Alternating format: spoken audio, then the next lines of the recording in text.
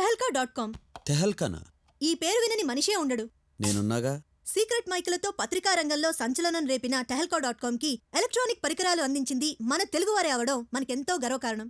ఇప్పుడు ఈ సీక్రెట్ మైకుల సృష్టికర్త ప్రొఫెసర్ బాలసుబ్రహ్మణ్యం గారితో పరిచయం. బాలసుబ్రహ్మణ్యం గారు, నమస్కారం సార్. అసలు మీకు థాట్ ఎలా వచ్చింది సార్?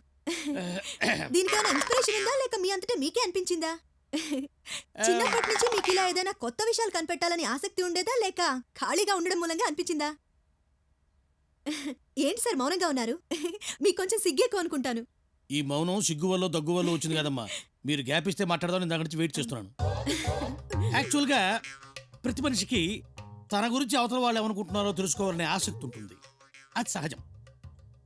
అసలు నేను మొదట్లో పెళ్ళిళ్ళకి దినాలకి మైక్ సెట్లు అరేంజ్ చేసేవాడిని. ఓసారి నా ఇద్దరు పెళ్ళాలు నేను వాళ్ళని ప్రేమాభిషేకం సినిమాకి తీసుకెళ్ళలేదని, నేను పడుకున్నాక నన్ను ఎలా చంపితే కేసు వాళ్ళ మీదకి రాకుండా ఉంటుందని మాట్లాడుకుంటున్నారు. పగరంతా ఎంతో అందంగా ఉండే నా పెళ్ళాలు పడుకున్నాక ఎంత భయంకరంగా ఉంటారా అని నాకు ఆశ్చర్యం వేసింది. మొదట బాధేసింది, తర్వాత భయం వేసింది, ఆ తర్వాత నా మీద నాకే అసహ్యం వేసింది. నాకు కూడా. అప్పుడే నాకు ఆలోచన వచ్చింది. ఎక్కడో బేగంపేటలో మైకి పెడితే ఇక్కడ అమీర్పేటలో వినిపిస్తుంది.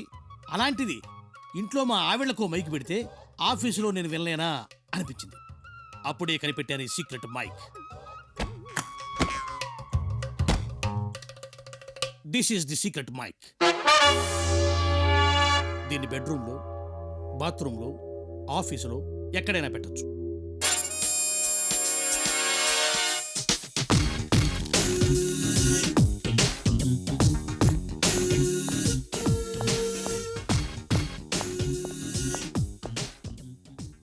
ఆకాశం ఎర్రగా ఉంది. మామూలుగానే ఉంది. కోడ్ వర్డ్ ఫోన్లో చెప్పాను కదా. ఓ, అది దేశద్రోహుల రక్తం వల్ల వచ్చిన ఎరుపు. బాలసుబ్రహ్మణ్యం. అభిరామ్, ఈ కోడ్లవి ఎందుకు? సేఫ్టీ కోసం. అంటే ఒక్కసారి పైకి చూడండి. ఎందుకు? విమానంలో నుంచి ఎవరైనా వినొచ్చు. మీరు మైక్ తెచ్చారా? మీరు క్యాష్ తెచ్చారా? యాక్చువల్గా ప్రపంచంలో ప్రతి మనిషికి తన గురించి అవతల వాళ్ళు ఏమనుకుంటున్నారో తెలుసుకోవాలనే కుతూహలం ఉంటుంది. అది సహజం. ఇన్ఫాక్ట్ ఇదంతా రాత్రి నేను టీవీలో విన్నాను. సారీ, ఎవరైనా నా మొదటి నుంచి చెప్పడం అలవాటైపోయింది.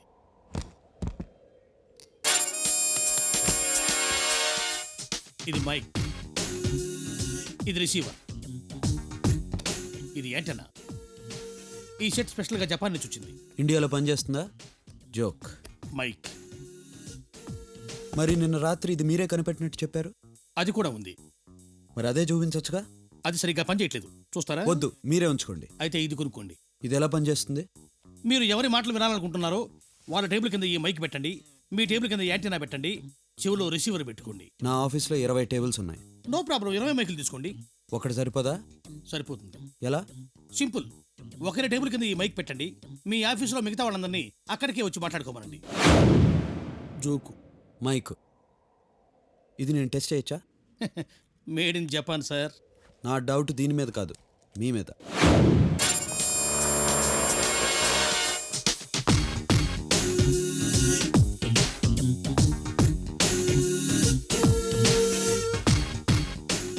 Excuse me.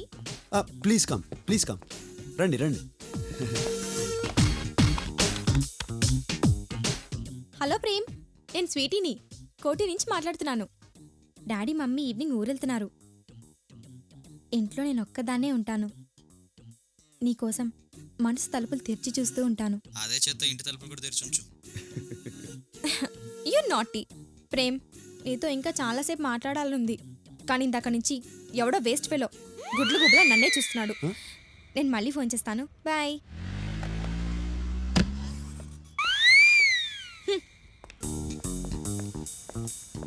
It's working. I no.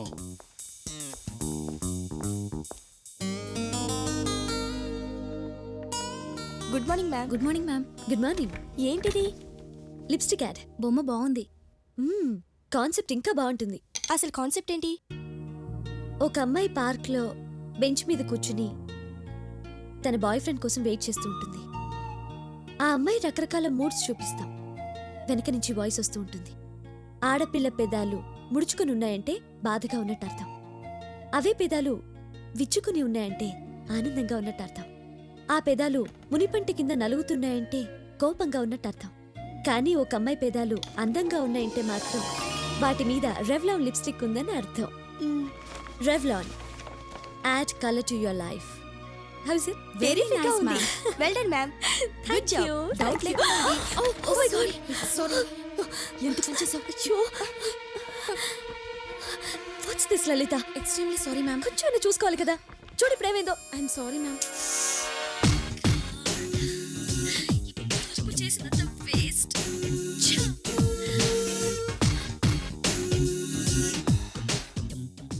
Add colour to your life. Hello, Harika, come to my office. వస్తున్నాను సార్.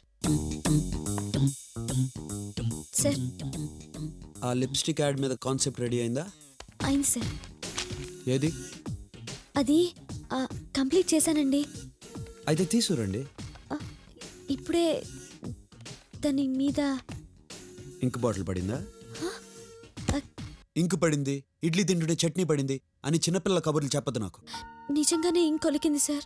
10 కోట్ల రూపాయల పబ్లిసిటీ ప్రాజెక్ట్ మీద ఇంకు బాటిల్, కాఫీ కప్పులు పెట్టుకుని పనిచేస్తున్నారా? పని చేయడం రాకపోతే పర్లేదు, కానీ పని మీద గౌరవం లేకపోతే నాకు ఇరిటేషన్. 1వ తారీఖుల్లా శాలరీ తీసుకుంటున్నాం, కనీసం 31వ తారీఖైనా పని చేయొచ్చుగా. నేను నిజంగానే రెడీ చేశాను సార్. కథలు ఏమైనా ఉంటే సినిమా వాళ్ళకి చెప్పు, నా కాన్సెప్ట్ చాలు. Now you can go.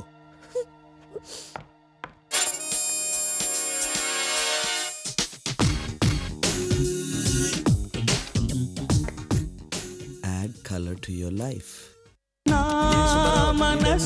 డబ్బులేమైనా కావాలా?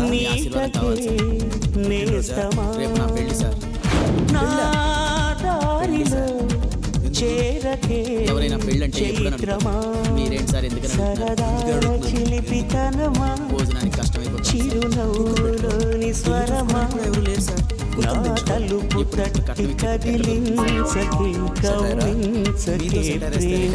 తెలుసు సార్. అందుకే సార్ మిమ్మల్ని పెళ్లి పిలవట్లేదు. రిసెప్షన్ వస్తే చాలు.